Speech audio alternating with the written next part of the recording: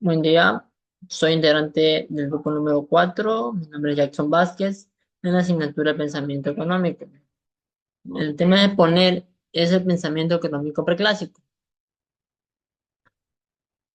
El pensamiento económico, como manifiesta con la necesidad humana, es organizar recursos escasos para satisfacer sus necesidades. No nació con la economía clásica del siglo XVIII. Sus raíces ya se remontan en las primeras civilizaciones, donde sí, una formalización teórica ya se evidenciaban formas de organización económica. En el pensamiento preclásico abarca todas aquellas ideas y prácticas económicas desarrolladas antes de la conciliación económica. Como ciencia autónoma, este pensamiento se encontraba profundamente ya ligado en otras disciplinas, como en la filosofía, la moral, la religión y la política, lo que muestra su carácter integral y contextual. Históricamente, este periódico resulta de vital importancia porque permite comprender cómo se fueron gestando las primeras concepciones sobre la riqueza, el valor, el intercambio y la justicia económica. Además, revela cómo la conciliación material y cultural de cada sociedad influyeron de forma en que se pensaron y resolvieron problemas económicos. Entre los principales corrientes y etapas del pensamiento preclásico que se abordan en su trabajo se encuentran las prácticas económicas en la civilización antigua como la Mesopotamia, Egipto, India y China. Las reflexiones filosóficas de la Grecia clásica, especialmente a través de Xenofonte y Aristóteles. La doctrina económica eclesiástica en la Edad Media como figuran como Santo Tomás de Aquino. En el mercantilismo, en la Edad Moderna, que vincula la riqueza como acumulación de metales y fortalecimiento del Estado. Finalmente, la fisocracia como reacción al mercantilismo y antecela del pensamiento clásico. A través de este recorrido histórico, se evidencian cómo estas corrientes autoras preclásicas sentaron las bases del análisis económico moderno y cómo cada etapa respondió a las circunstancias políticas, sociales y culturales de su tiempo. Gracias.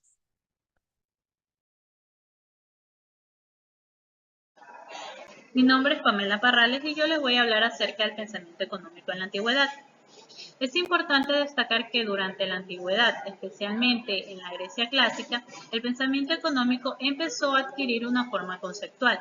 Aunque no existía una ciencia económica como la que conocemos hoy, filósofos como Jenofonte y Aristóteles reflexionaron sobre aspectos fundamentales de la vida económica, tales como el trabajo, el intercambio y la riqueza, siempre dentro de un marco ético y político.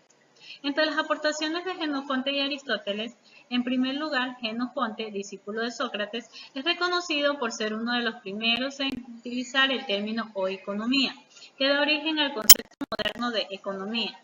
En su obra Económico reflexiona sobre la administración del hogar y la finca, destacando la importancia de la planificación, la eficiencia en el uso de recursos y la formación del carácter del administrador. Asimismo, en la República de los Lacedemonios analiza el modelo económico de Esparta, resaltando la relación entre la estructura social y la organización económica. Por otro lado, Aristóteles introduce una diferenciación fundamental entre dos formas de adquisición: la economía, que proviene del término oikonomike, entendida como la administración prudente de los bienes necesarios para la vida, y la crematística, que proviene del término crematistique, que consiste en la acumulación ilimitada de dinero, algo que según Aristóteles es antinatural. En consecuencia, esta distinción anticipa debates actuales sobre los límites éticos de la actividad económica. Aristóteles, además, critica duramente la usura, ya que considera que el dinero no debe generar más dinero por sí mismo. En otras palabras, esta visión ética revela una preocupación por el impacto moral de las prácticas económicas en la sociedad. Desde la perspectiva de Aristóteles, la economía se basa en el uso racional de los recursos con un fin limitado, la autosuficiencia del hogar o la ciudad. En cambio, la crematística busca el lucro sin medida, lo cual representa una desviación del objetivo original de la economía. Finalmente, debemos reconocer que la filosofía griega influyó profundamente en el desarrollo del pensamiento económico.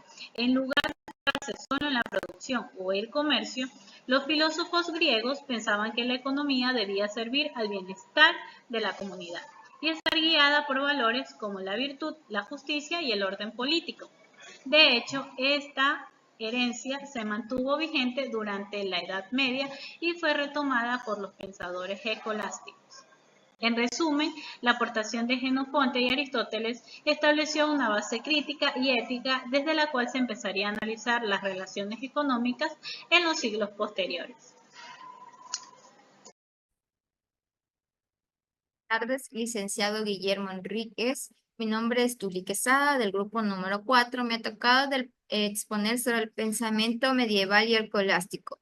Surgió en el siglo XVI-XVIII en Europa, en un periodo de consideración de los estados de nación, expansión marítima y competencia colonial.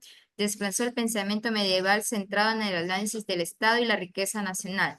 Definición: doctrina económica que mide las riquezas de una nación por la acumulación de metales preciosos. Sus principios eran intervención estatal de la economía, fomento de exportaciones y restricción de importaciones, control de monopolios y colonias.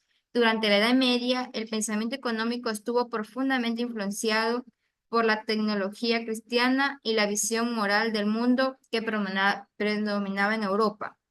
La economía no era vista como una esfera autónoma, sino subordinada a los valores espirituales y a la orden social establecido por la Iglesia. Uno de los principales representantes del pensamiento escolástico fue Santo Tomás de Aquino, quien retomó las ideas de Aristóteles y las adoptó en una doctrina cristiana. Eh, Aquilino reflexiona sobre la justicia en el intercambio económico y propone el concepto precio justo, entendimiento que éste no debía estar predominado únicamente por la oferta y demanda, sino por los factores morales, como el esfuerzo del productor, la necesidad del comprador y el bienestar de toda una comunidad. Para Aquilino, el precio justo debía garantizar que ninguna de las partes saliera perjudicada en una transición. Si alguien se aprovechaba de la ignorancia o necesidad del otro para obtener un beneficio excesivo, incurría en el pecado. Así, el comercio no debía ser una actividad orientada exclusivamente al lucro, sino al servicio del bien común. Otra de las principales preocupaciones de de la escolástica fue la práctica de la usura, entendida como el cobro de impuestos, o sea, como se puede decir, el cobro de interés por el préstamo de un dinero. Siguiendo tanto Aristóteles como la bella Santo Tomás, consideraba que el dinero era un medio de intercambio sin valor iri- interístico, por lo que hacer que generara dinero era contrario a su naturaleza. En consecuencia, el cobro de intereses era visto como una forma injusta y fue severamente condenado por la Iglesia durante siglos. Esta postura limitó el desarrollo de ciertas formas de financiamiento de la media edad, aunque en la práctica también surgieron mecanismos alternativos como asociaciones mercantiles o contratos de participación que permitían la inversión sin recurrir abiertamente al interés.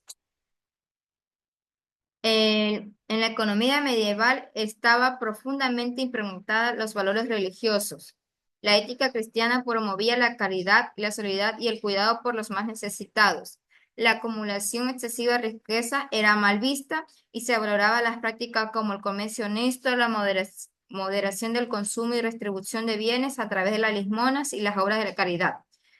La tecnología y la economía estaban entrelazadas en un modelo de sociedad donde el orden económico debía reflejar el orden divino. Esta visión, aunque limitada, era el desarrollo de una economía capitalista, sentó importantes bases éticas sobre las cuales se construían más adelante teorías económicas modernas. Gracias. Hola, mi nombre es Gisela Guarnizo, estoy cursando el segundo semestre de Economía en Línea, paralelo C2. Hoy voy a hablar un poco de lo que es el mercantilismo. ¿Qué es el mercantilismo? El mercantilismo es una doctrina que se usó en Europa.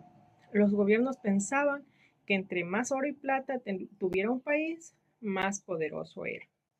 Voy a explicar un breve ejemplo de lo que es el mercantilismo. Pues un ejemplo sencillo, imaginemos que España es una tienda que vende jugos. ¿Qué hace esta tienda? compra pocas cosas a otras tiendas. ¿Para qué? Para hacer la tienda más poderosa del barrio, la tienda más rica del barrio. Entonces, ¿qué hace? Compra pocas cosas a otras tiendas. Segundo, vende muchos jugos a otras tiendas. Tercero, todo el dinero que gana, o sea, oro y plata, lo guarda para ser más rica. Cuarto, tiene un huerto, colonia, donde consigue frutas gratis y puede hacer su jugo sin tener que comprarlas a otras tiendas. Entonces, así es como España cada vez vende más jugo y guarda más oro. Entonces se convierte en una tienda poderosa. Eso es lo que también hacían antes, pues guardaban todo el oro. eh, entonces, así se manejaban los países poderosos, se hacían poderosos. Entonces, eso es lo que yo puedo explicar sobre lo que es el mercantilismo. Muchas gracias.